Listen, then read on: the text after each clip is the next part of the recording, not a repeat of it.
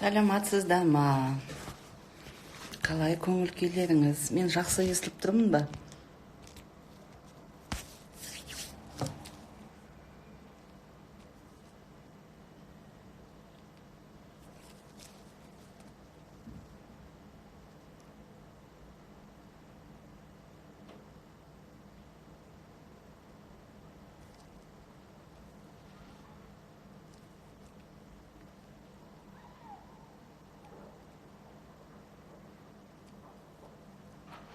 Біздің 90 күндік марафон болып жатыр ғой, сол жерге қатысып жатқан қыздар сұрақ қойыпты.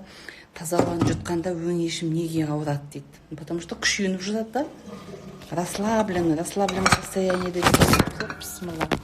Ол өңеш ауырмайды, керісінше ол рахаттанады таза ауа барғанда. Таза ауаны жұтқан кезде, құрсақпен дем алып таза ауаны жұтқан кезде біз мұрнымызбен ғана емес, мұрнымызбен жетіп аузымыздан дем алған кезде мұрнымызбен жұтқанда кеудеде қалтырмау керек, ауаны ішке ұстау керек. Сонда бүкіл дене бірден босайды. Бір 4 рет 5 рет ұйықтайтын кезде бірден ұйықтап кетуге болады. Кітап нөмірінің компқа тіркелгенімізді қайдан білеміз? Сатып алған кезде жазып кетесіздер ғой. Жазып алған жоқ па сіздерден? Ерніңіздің үстіндегі меңіз әдемі көріп беріп тұр. Рахмет. Аллах разы болсын. Рахмет.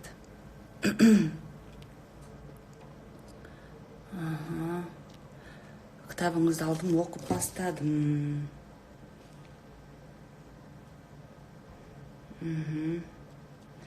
Көзімнен жас шықпады, бұл жүректің қаттылығына ба, әлде ешқандай реніштің жоқтығынан ба?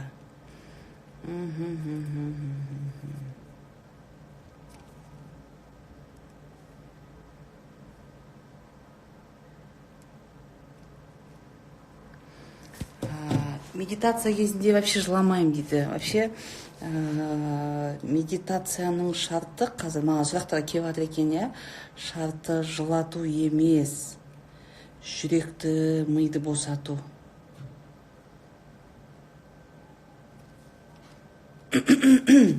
Миды дем алдыру.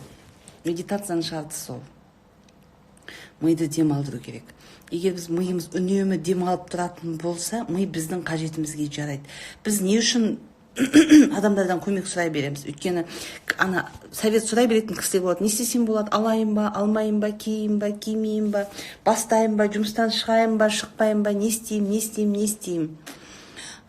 Бұл нені білдіреді? Бұл деген сөз өз миымызды жұмыс жасатқымыз келмейді да. Өзіміздің миымызда бар ғой. Но маған удобно, мысалы, мен біліп тұрмын, маған ыңғайлы, мен алам. Жоқ, мен айтамын, мынаны алайын ба, алмай қояйын ба? Қымбат па, қалай ойлайсың? Может, арзанға тауып алам ба? Басқасын көрейін ба? Может, басқа жақта тағы бар ма? Ну вот, тұрамыз да.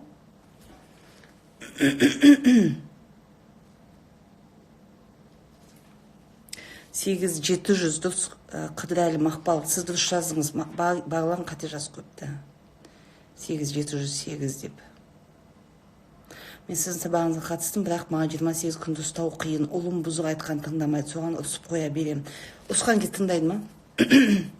Это вам так кажется, ұрысқан кезде тыңдайды.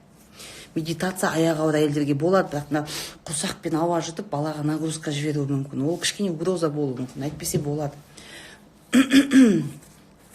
Өз ойымды толық жеткізе алмаймын, не істеймін, потому что сөз байлығыңыз аз, кітапты аз оқығансыз. Кітапты көбірек оқыңыз.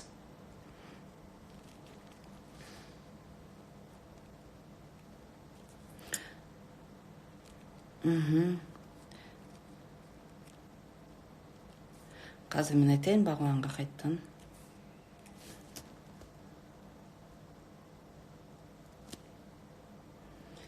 Сто желаний нужно писать. Я хочу. И дальше қоймай қапты. Бағлан, сен 708 деп номер жазыпсың. Сосын вопросыға емес, обычныйға жазасың ба? Менің қызым ауырып жатыр онкология. 2 айлық қалай жазып алуға болады? 2 айлық па? Ой-бай. Қандай түрімен?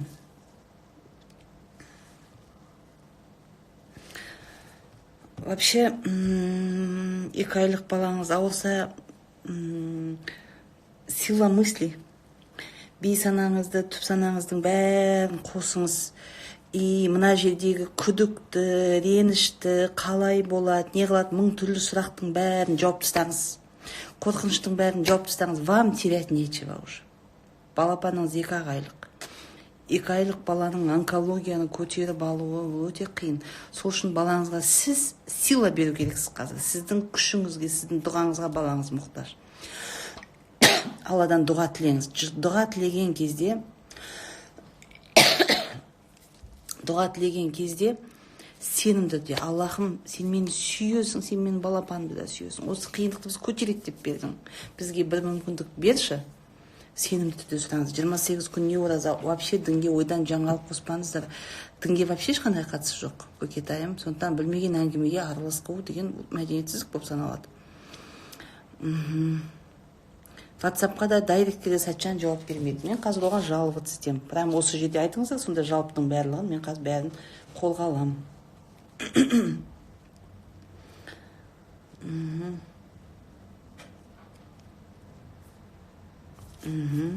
Қазір бағланды көре алмай жатырмын. Қазір бағланды көріп алайын. Сатып алдым, керемет. Бас аурудың психосоматия, невробластома, рак, іші ісік. Загиба Орынбаева. Аяқ астынан болды ма екен? Жарайды, уже это уже не важно. Загира Орынбаева. Жаңағы нені жасаңызшы. Альфаға кіре аласыз ба, мен білмеймін. Тахаджуд намазында адам альфаға көп кіреді. Таң намазының алдында ғой, 1 сағат бұрын примерно, тахаджуд оқыңыз. И анандай біз неге үшін жылап тілейміз, уже болды, өлді деп, бейсаналы түрде өлімге дайындаламыз да, солай істемеңіз. Сіз 1000% сенген кезде балаңыз жазылады, ол бала жазылады. Так что қорқыныш, реніш, уайым, и прямо өз-өзіңіздің сенімділігіңізді күшейтіңіз, бала жазылады, болды.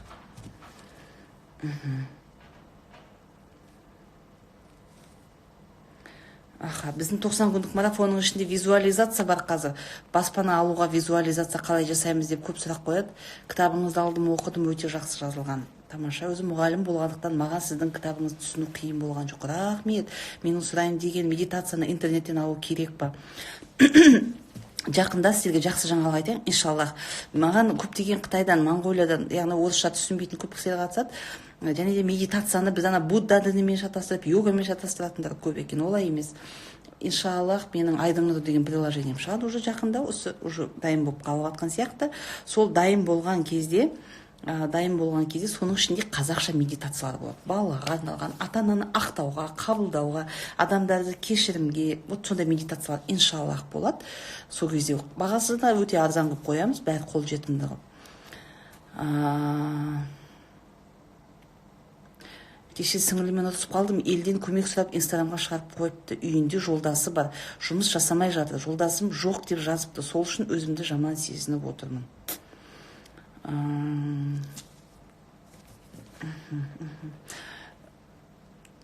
Күйеуі бар, значит, күйеуі жоқ деп жазып қойған, халықтан көмек сұрап инстаграмға жазып қойған, е?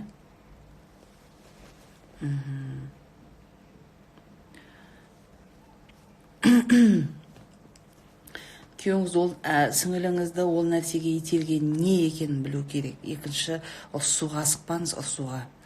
Сөйлесіп көрсеңізші, что не хватает ей вообще? Не мәжбүрлік оны итеріп отырған соған. Мүмкін ол көмек емес, нақты оған керек жай ғана внимание шығар, қалай ойлайсыз. Сондықтан ұрсуға асықпаңыз, сөйлесіңіз. Ұрсу деген сөз бір жеріміз ауырса, обезболивающий дәріні іше саламыз да, ауырған, мысалы үшін тісіңіз құрттап келсе, біз обезболивающий дәріні ішкен кезде ауырған басылып қалады. Сосын қайттан, өйткені құрт дәрі мына жерде тұр ғой, значит, проблема сіңіліңізде қалды ғой. Сіз оны ұрысқаннан ол посын алып тастаған шығар, бәлкім ол жарайды үйтпеймін. Но проблема оның ішінде қалды, оны проблеманы шығару керек та. Сосын ғажайып 28 күнде жүрмін, бүгін 5-ші күн. Тамаша. Сіздің сабағыңызға қатысып үй алдым, қуаныштымын, Аллах разы болсын. Қазір осы саған қатысты жауап айтайын. Күйеуім жұмыс істеймін дейді, бірақ еш жолы болмайды, не істесе білмеймін, потому что вы не доверяете мужу, однозначно. 45 миллион қарызым бар, Айнұр әпше, қалай құтыламыз, айтыңызшы, өтініш оқыңызшы. Нұрбек Қарғыш, 45 миллион қарызыңыз бар ма? Біріншіден біліңіз, любой миллиардер өмір тарихын алып қарасаңыз қарыздан басталған. Яғни қарыз деген нәрсе не бізге? Қарыз деген нәрсе стимул, қарыз. Мысалы үшін мен қарызым жоқ, 100 мың теңге айлық табамын. 100 мың теңге күнкөрісіме жетеді. И мен 100 мың теңгеден көп табу миыма да кірмейді да, ойыма да. Құрсын бәлесінен аулақ, ақша керек емес. И сөйтіп жүремін, мен балам үйленетін болады. Оппа, мынадан 1 миллион аламын, мынадан 2 миллион аламын. Айлығым 100 мың. Мен ана қарыздан қалай құтылам? Уже мен дополнительно ресурстарды іздей бастаймын. Мен неге қолымнан келеді? Так, мен мына жұмыс 100 мың теңге жетпеді, значит мен басқа нәрсе жасауым керек. В идеале адамның істеген жұмысының ақысы оның қажеттіліктерін өтеуге жету керек. Сіздікі жетпей тұр. Яғни сізге дополнительный ресурстарды қосу керек. Ең бірінші ми. Егер не істеймін деп мына жерден қозғалмасаңыз түк те өзгермейді. И не істеймін, қайтсем болады деген сұрақ түк те проблемаңыз шешпейді. Сол үшін не істейсіз? Сол үшін миыңызға бірінші программа енгізесіз. Я богатый человек. Программаны енгізесіз.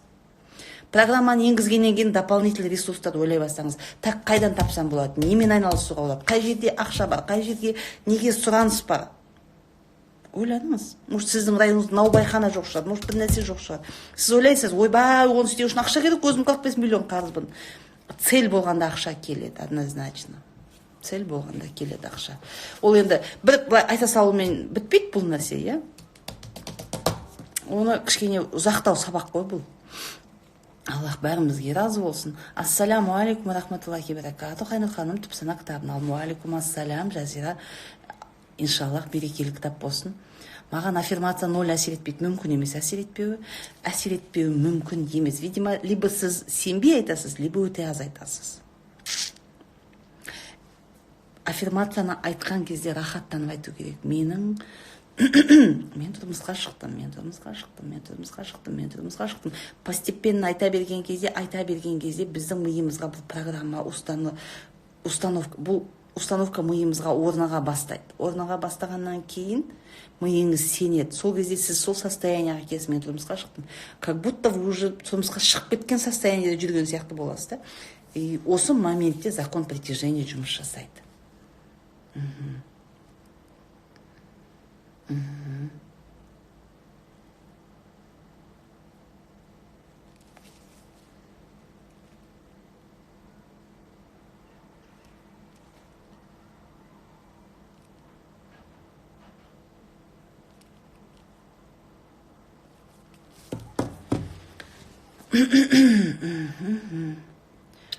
Жиырма сегіз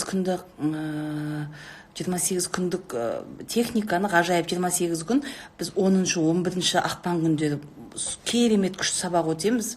Менің жасым 13-те, мен сіздің кітабыңызды да, сізді тыңдап жүрмін. Машаллах, Дихан Дастан, ұл бала, армандарды да картасын жасап жүрмін. Иншаллах, менде бәрі болады. Менің Дихан Дастан Алланың бермеген дүниесін Айнұр бере алмайды, әрине. Алланың бермеген дүниесін армандар картасы бере алмайды. Аллахтың бермеген, Алла адамның жолын ашатын адам емес, адамның жолын бір Алла ғана ашады. Яғни қазіргі күніңнен бастап сен Аллахқа сенімділікпен картаңды жасап, өзіңнің бай болатыныңа сеніп тұрсың, 10000%. Даже не сомневайся. Мен не үшін қырылып айтам, сабақтарға балаларыңызды қатыстырыңыздар, қыздарыңызды, жастарды қатыстырыңыздар. Менде 90 күндік марафонға 73-тегі апай қатысып жатыр. 73-те. Сенесіздер ма?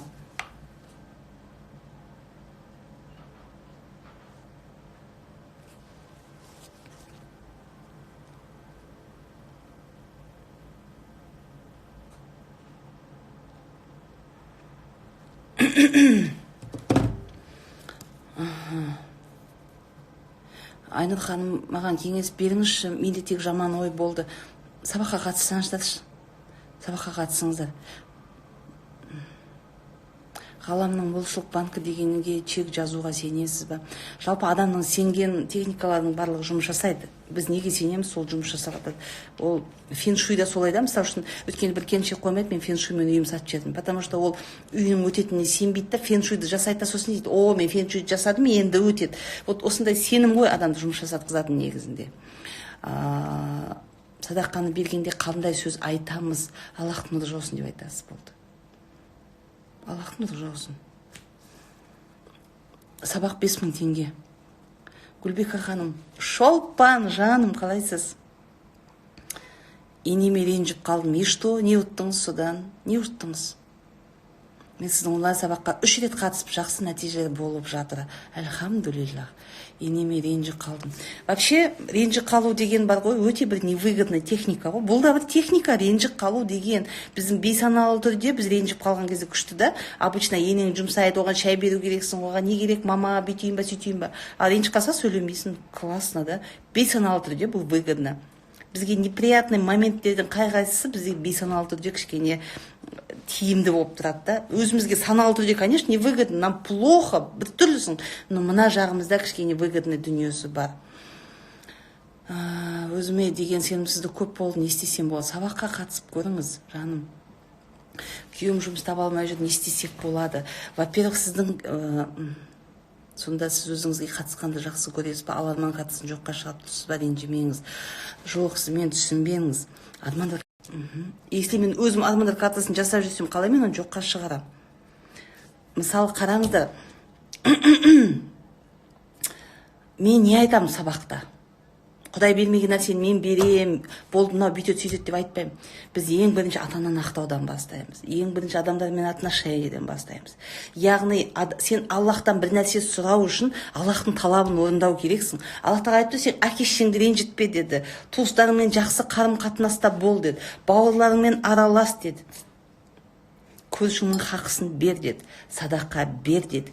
Күлімсіреп жүр деді. Аузыңнан жақсы сөз шығар деді. Все.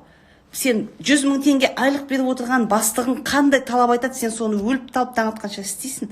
Суббота демалмайсың десе демалмайсың. Воскресенье уборка, субботникқа шық десе сен шығасың. 100 000 теңге айлық беріп отырған бастығыңның бүкіл талабын орындайды. Таңертең сағат 9-да какштық сен кешікпей, бастығыңнан қорққаннан дәлелдеп келесің. 5 уақыт намазды бұлай қарыз қылып өтіп жүре береміз. Сосын оқи саламын. Спокойно. Аллахтың намазына кешігуге біз қорықпаймыз да. Бастықтан кешігуге қорқамыз, бұтымызға жіберіп қоймыз деп қорқамыз. Біздің проблема осында да. Сондықтан сен әке-шешеңе ренішің өкпен қара қазандай болып, ата-енеңді жек көресің, күйеуім екеуміз миллионер болып кетеміз. Айнұр ханым, қай техника керек? Ешқандай техника саған көмектеспейді. Аллахтың нұры жауы керек. Аллахтың нұры жауы үшін сен оны Аллахтың шарттарын орындау керексің. Айнұр апа, садақа 50 теңге болса да берсе, 50 тиын болса да болады. Иншалла, Аллах қабыл етсе деп тілеңіз. Аллах қабыл етпесе, сіздің 50 000 долларыңыз да қабыл болмайды. Ол харамнан келген ақшама, ол сіздің қандай ниетпен берген ақшаңыз, бір Аллах біледі ғой. Өзгерісімді байқап жүрмін аффирмация арқылы, машаллах. Қанша беруге болады садақа? Шын ниетпен берілген. Мынауның өзі үлкен сауапқа жатады садақаға. Садақаның үлкен кішісі жоқ. Аллах тағала айтқан жоқ, 100 000 доллар садақа бергенге 100 000 сауап берем, бір финики бергенге бір сауап деген жоқ. Садақаның бәрі. Кез келген садақаның Аллахтың жомарттығы сонша да, мейірімділігі сонша да, сіздің бір садақаңыз 10 есе қайтарам деді да. Вот.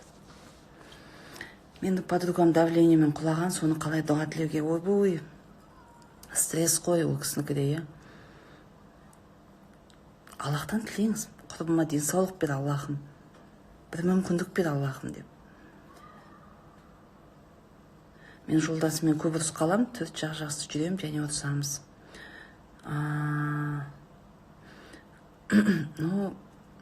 Вообще бәріңіз білесіздер, бәріңіз білесіздер.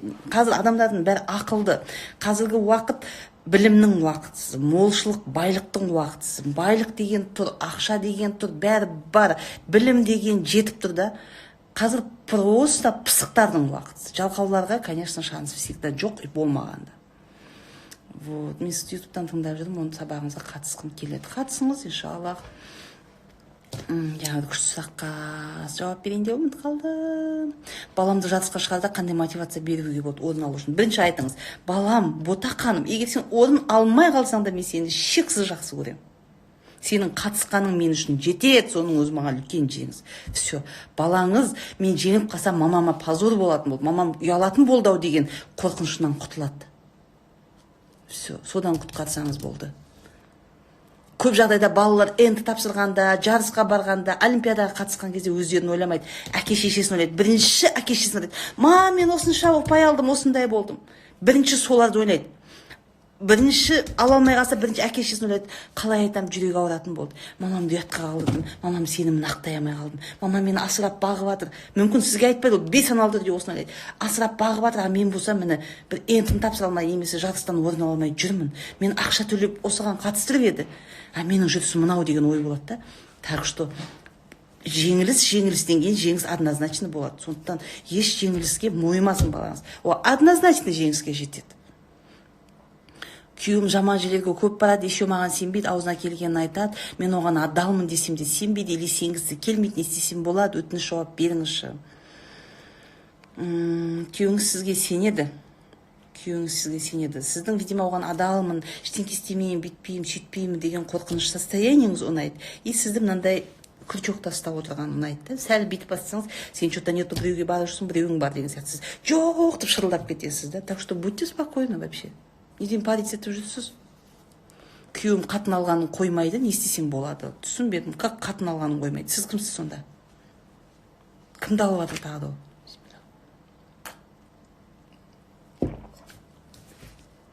Досым ажырасып кетті, 2 баламен қалды. Күйеуі екінші рет үйленем дейді. Босат дейді. Қандай кеңес бересіз? А сіз не шараңыз бар да? Біреуде досыңыз ажыраса ма, қосыла ма, үйін босат дей ма, не істеп не қояды? Вы тут при чем?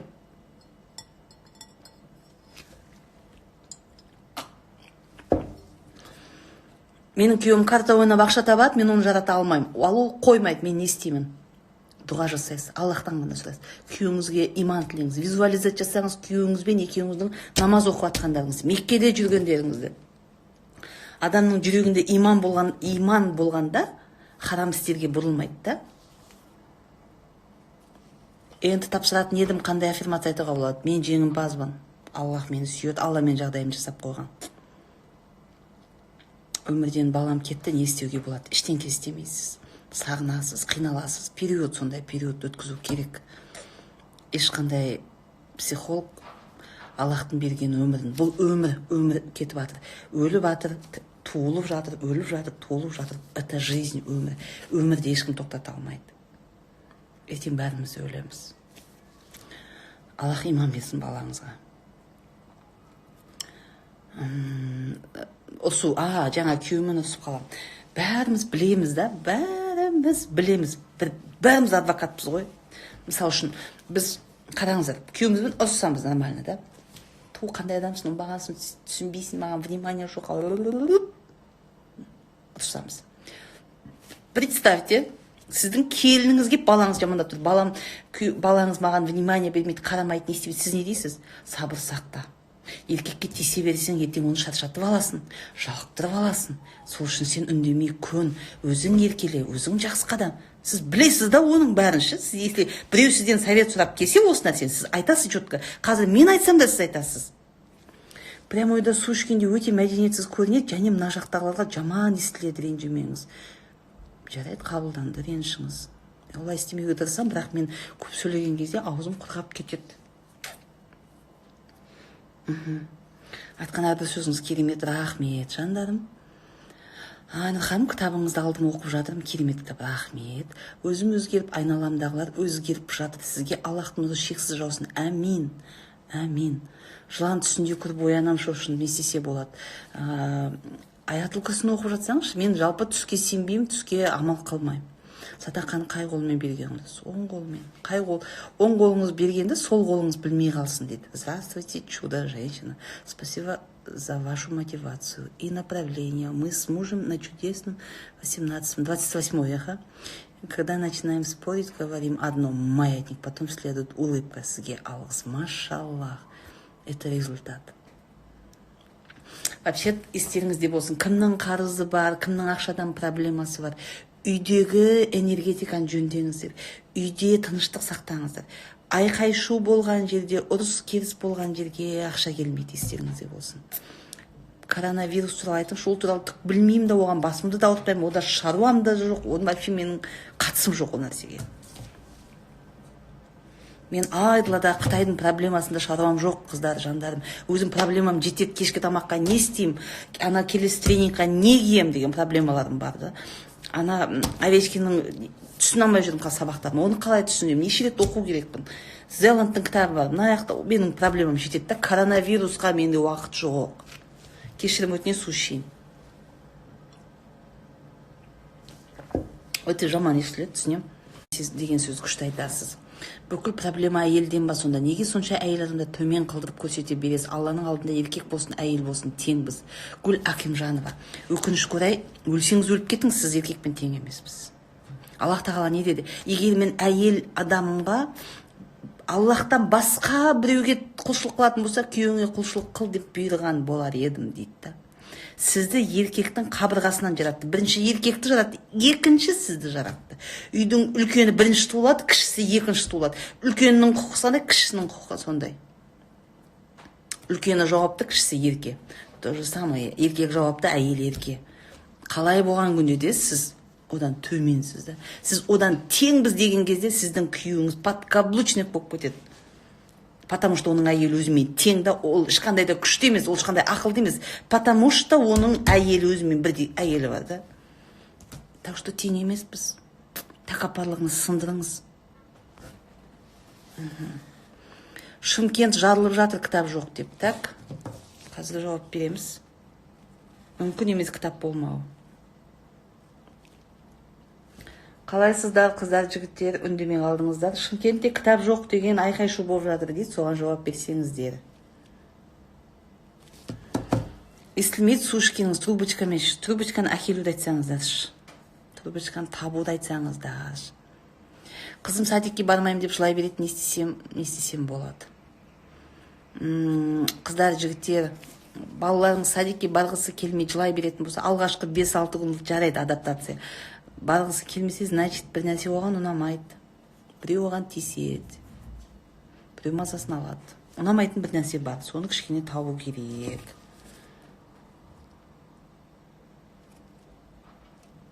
Кітапты оқып шықтым, сіз айтқаныңыздың барлығы сол кітапта жазылған. Қуаныштымын, иә.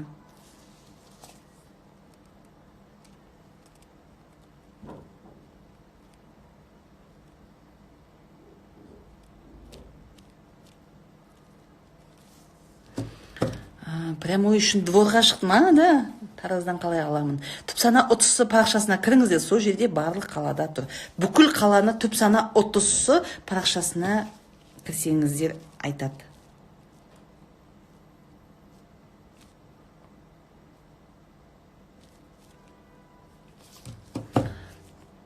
Постоянно говоришь, Айнурчик с мужем постоянно ругалась, и денег не было. Развелась и разбогатела. Честно, дейді.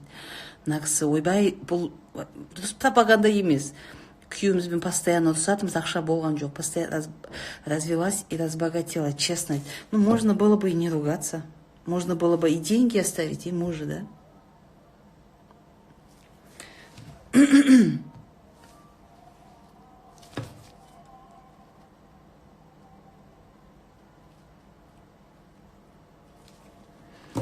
Бүгін кітапты алдым, Астанада Бақытгүлден қуаныштымын. Зуб туралы, жастардағы онкология туралы айтыңызшы. Вообще, онкология, любой ауру жазылады негізі адамның өзінде. Мысал үшін, мынандай нәрсе бар. Қазір кешірім өтінемін, иә?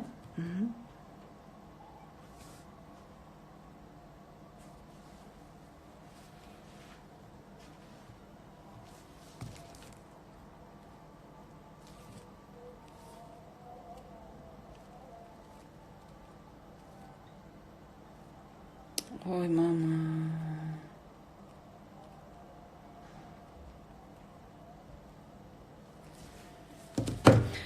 Кешірім өтінем. Сізге Аллах разы болсын, көптеген тренингтерге қатыстым. Осы сөздерді естіп түсінсем де, миыма кіргізсем де, өміріме пайдалана алмап едім. Сіздің кітабыңызды оқып, бір моментте ұқтым, жасадым. Просто сіз оған дайын болғансыз. Кітапты 20 салсам таусылып қалмайды ма? Таусылмау керек.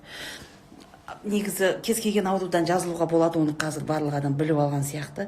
Бірақ біз өкінішке орай түпсанамыздағы установкаларды білмейміз, ар жағымызда не болып жатқанын білмейміз да, мына жақта. мысалы бір менің таныс келіншегім бар еді да, ол кісінің мамасы ауырды онкологиямен, аффирмация айтты бүйтіп, бірақ қайтыс болып кетті. Сосын мен сол келіншекпен сөйлестім, мама папамыз ерте қайтыс болып кеткен дейді, үйде 6 бала едік дейді да, 6 бала едік, мамасы кәрі дейміз, 66-да сондай жаста. Енді қарасаңыздар, папам ерте қайтыс болып кетті, 6 баламен қалдық дейді да. Сосын енді 4 ұл бала, 2 қызда, ұл балалар тыңдамайды, бұзық болады. Сол кезде анам үнемі айтатын еді дейді да, мен өлсем осылай жетім болып қаласыңдар, мен өлсем мен қадірін білетін еңдер, мен өлгенде көресіңдер, мен өлгенде түсінесіңдер, өлгенде деп. 2 сөзінің бірі өлу еді дейді. Яғни оны подсознательно ол кісі уже өлімге дайын болғанда, мына жағына мен өлем деген установканы қойып қойғанда ол кезде. Айнұр әпке, мамамды Түркияға жіберсем сізбен кездесе алады ма? Елдос Момбеков. Вообще ер азаматтар осы психологияға көңіл бөлсе, қатты қуанып қалам мен. Кеше прямой эфирде қыз айтып жатыр ғой, не қыл деп айтып жатыр. Мен күйеуім айтады, Айнұр әпкең тыңда деп айтады деп. Кездесейін мамаңызбен, Елдос, Бағланға жазыңыз, мен айтты деп айтыңыз. И және де қай күні жіберетініңізді айтыңыз. Бағланмен келісіңіз. Ғажайып 28 күнде жүрмін, керемет, жұма күні бір машинаны соғып алдым. Ал үйден шығарда Алла менің барлық жағдайым жасап қойған деп айтып шықтым. Сондағы машинадағы кісі кешірім сұрап едім, кешірді, машаллах. Спокойно болсаңыз бәрі реттеледі ғой. Менде 28 күнден 3 балам бар, 50 жасымда болған, енді ұрысып қоям. Түк түсінбедім. 50 жасыңызда не болған түсіне алмай қалдым. Зеланд, Абрахам, Диспенза, Джон Кеха, Оша, Михаил Лапковский, тағы кімдер тыңдауға кеңес бересіз? Вадим Зеланд сияқты тағы түсінікті айтатын қандай автордың еңбегін тыңдауға кеңес бересіз? Әйелдерге бәріне Ольга Валяева мен Таргакованы тыңдауға кеңес берем. Сіздің 8 деген техникаңыз өте керемет әсер етеді. Мен өзімнің любимый техникам, Түркістанда бар ма кітабыңыз? Қазақстан барлық қаласында болу керек. Қайтыс болып кеткен әкемді қалай ақтайым, кеткеніне 30 жылдан спокойно ақтайсыз. Хат жазыңыз алдымен, хат жазып бастаңыз, есіңізге түсіріңіз, мектепке кім апарды, мектепке дейін әкеңізді көрдіңіз бе вообще, мамаңыз не айтатын еді, бәрін ойланыңыз. Ақтау деген просто так тупо жаза беру емес, ойлану керек, қыздар, мына миды қопару керек. Мына стаканның түбіндегі мына шөпті, балды жеу үшін қопар араластырасың ғой, бетін ғана ішсең оның дәмі түгі болмайды да. Сол үшін түбін бәрін қосыңыздар. Бастығымнан ұрыс естейін деп тұрмын, не істесем болады? Будьте уверены, что ол сізге ұрыспайды. Вообще будьте уверены. Қорықпаңыз, ол құдай емес қой, адам ғой. Өлтірмейді ғой сізді, атып тастамайды, келеді жалдамайды. Так что будьте спокойны. Ұрсады. Ол ұрсып жатқан кезде ойыңызды полностью басқа жаққа бұрып тастаңыз. А вообще в идеале аффирмация. Мен жеңімпазбын, Алла менің жағымда. Мен өте жолы болғыш адаммын. Күйеу машинаның документін жоғалтып алды, не істеуге болады? Жаны, мен бар, мен документ іздеймін ба? Восстановить етесіз енді.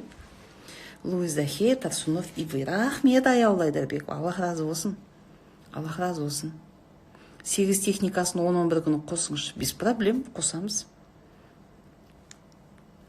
Әкем кері тарта береді, кітапты алсам ұтпайсың дейді. Көңілім су сепкендей болды. Вот әке-шешеңіздің сондай бетіңізді қайтара бергеннен, наверное, сізде сенімділік төмендеу. Так что позицияны өз қолыңызға алыңыз. Әкеңізден сұрамаңыз, ұтам ба, ұтпайым ба, алдым, алмадым. Айтыңыз, мен 5-ке біліп тұрмын, мен өзіме сенімдімін. Әкеге, шешеге, ешкімге, мен өзіме сенімдімін. Все. Ғажайып 28 күн маған ұнады, ғажайып десе ғажайып екен. Айжанова, жауап күтіп отырмыз сізден. Қандай сұрақ қойдыңыз? 10-11-ден қатысам, иншаллах, Алла қолдасын. Тұрмысқа шықпаған қыздар қатысады ма? Иә, тұрмысқа шығу техникасы бар ғой. Сізге психологиядан диссертация қорғау керек қой, ғажапсыз, иншаллах. Мен тіл білмей сорлап отырмын ғой. Ренжімесеңіздер, мен 10 минуттан қайтып қосылсам бола ма? Маточный труба, непроходим психосоматика, обида на мужчин. Иманым жүрегімде, қандай әдемі парақша. Кітапты қайдан алуға болады? Тұпсана 30 парақшасына кіріңіздерші, міне тұр ғой.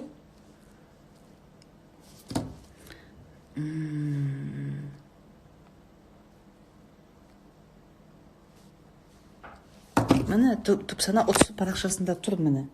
Осы жерде барлық қаладағы нелер жазылып отыр. 136 мың оқырманы бар. Басқа парақшамен шатастырмаңыздар. Түпсана кітабы деген парақша біздің адамдардан ақша жинаған алаяқтықпен. Кім екені белгісіз, в общем түсініксіз көп адам, бір 50-60 адам, еще 7 мың теңгеден төлеген, 10 мың теңгеден ақша төлеген доставкаға деп. Вот осындай парақша тұр. Осы парақшаға мінекей. Осы жердің астында, мына әр посттың астында сатылатын қыздардың барлығын телефоны жазулы тұр. Сосын біз жүлдеге тағы да біз жүлделерді қостық, тағы да айтайын. Мына жерге 80 домбыра, астау, әтір, кардиган деген жерге 80 онлайн сабаққа 80 адамға жолдама береміз. Онлайн сабаққа 8 адамға марафонға жолдама береміз. 90 күндік марафон болады ғой біздің.